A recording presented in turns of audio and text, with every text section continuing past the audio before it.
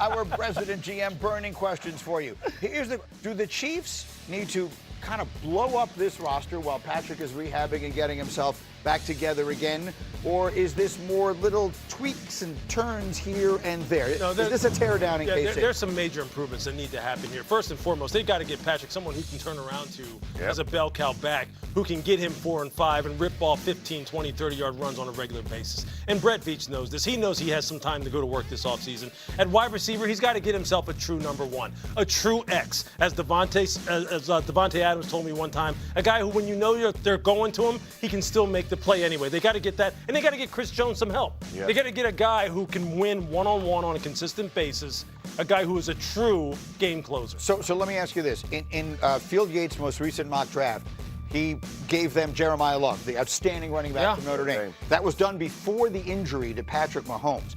My feeling is after that, there's so many. I get it. If you got Patrick and you're trying to load up and make another run, then that makes sense to me. Now that you've lost Patrick and you're probably going to spend a year rebuilding the roster anyway, are we starting with a running back? Yeah, I still don't think that's a terrible idea. Their offensive line was very injured. It's not that their offensive line is bad. Right. I think a healthy version of that O-line is very good. So we're counting on them getting that group getting itself back. Yeah, I think obviously you make more additions in that situation also, but I think it's either Jeremiah Love, a running back like that, or it's an X. If you're looking at the offensive side of the ball, it depends who's available. If there's a pass rusher that you think can change the game, then you go there. But I don't think it's crazy to go up to running back. Running backs are something that you want when you think you're close. And I think that as long as Mahomes is there, they're close. I would add, everyone's assuming that Travis Kelce is done. He has not indicated that at all. They in that building have not been given any indication of that. And the fact that, hey, well, Kelce's done and Chris Jones is done, slow down on that. They still think they're a really good team in that building, and there might be left in the tank some stuff. Yeah, as far as the running back is concerned, look, during my time with Andy in Philadelphia, Andy's always had a good running back. Absolutely. Whether it was gives him the ball.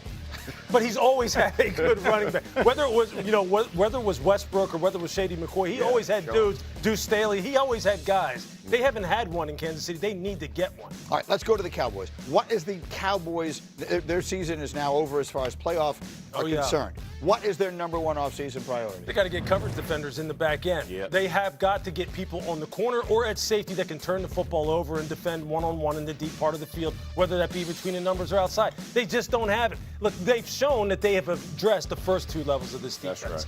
That's right. That you can't bully them around anymore, and they have enough speed and playmaking ability at linebacker to be able to defend the middle of the field. But the secondary is a problem, a big problem, and they've got to address it. Jeff, how close are they?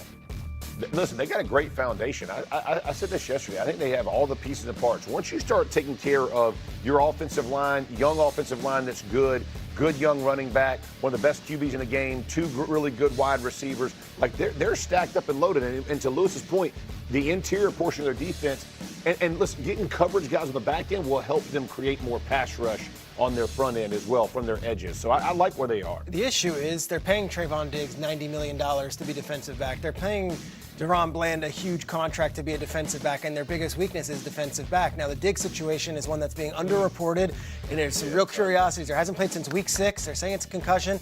They thought he might be able to go this week. He was on the sidelines in their biggest game of the season. When you're paying Bland and Diggs that money and you're saying, well, we got to go all in at defensive back, you have to hit in the draft, and you got to get some guys at value. The one thing they've done is draft well, historically, and so we'll see if they do it again. And then the last one.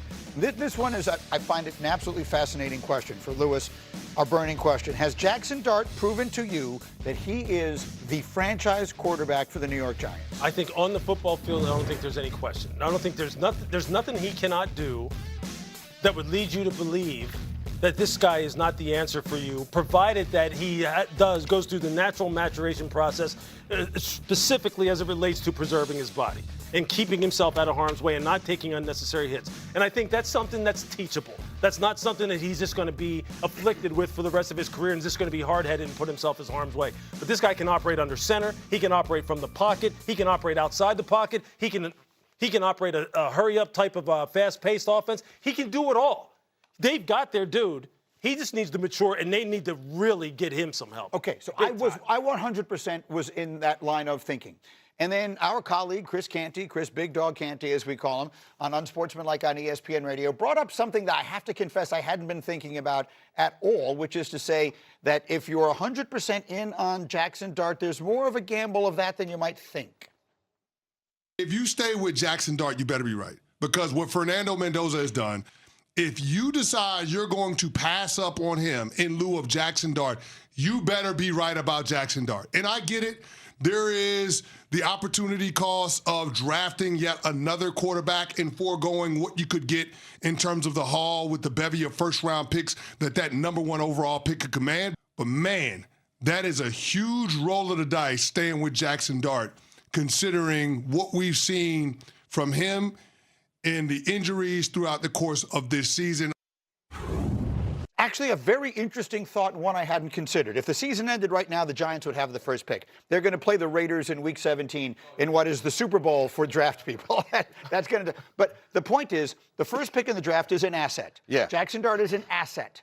The question is it a certainty in your mind that they trade that top pick to someone who wants a quarterback, or do they consider, as Chris is suggesting, taking one? Chris is a master takesman. Yeah. I appreciate the value of that take. It's big dog. It's well constructed. Yeah. However, it's so hard to find a quarterback to show what Jackson Dart has shown this year. And if you think back through all the drafts, how many quarterbacks go in the top of the first round and turn out to not work out? Most of them. Right. You have one who has shown that he can do the things you need to do to be successful in the NFL. I get it. All quarterbacks have flaws. His flaw right now is you want to tell him to yield a little bit.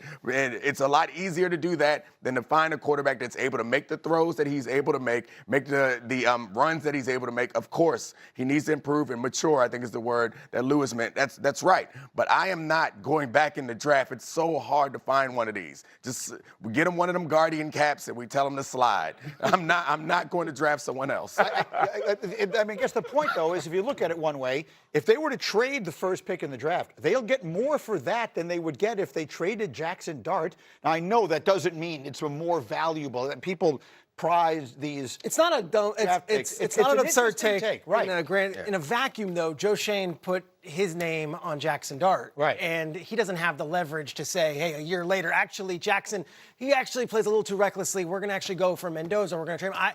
I would think the strides we saw from Jackson Dart, to your point, and also the way that the team galvanized, even in that early Chargers game, the players really respond to him. Yep. And the fan base likes him. They're not calling for him to be out. No. So safety concerns be damned, and we can work on that. It's been worked on before for several quarterbacks.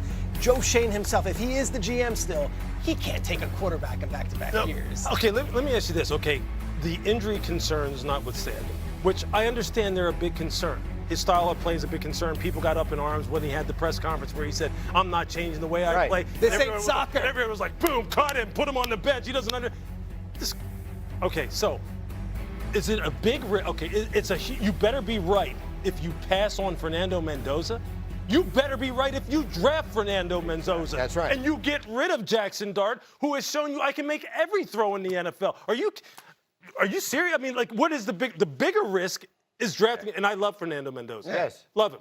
Well, but that's the bigger risk. This works out than getting rid of this, doesn't it? Because I just happen to have standing by ready to answer this question. Yeah. The person who analyzes these quarterbacks more and better than anyone, and that is our own Jordan Rogers, who's getting set to cover all these college football playoff games, and we're going to dive into them a little bit later. But I'm bringing him on early because I want to ask him one question and one question only. Jordan Rogers, in your opinion, is Fernando Mendoza a good enough prospect to consider moving on from Jackson Dart for? No, I don't think he is. And I love Fernando Mendoza. I agree with what Lewis said. I agree with what Peter said. The problem is Jackson Dart is a force multiplier because of his ability with his legs. He can change the way you have to play defense. He can change the way he makes plays outside the pocket, those off-schedule plays.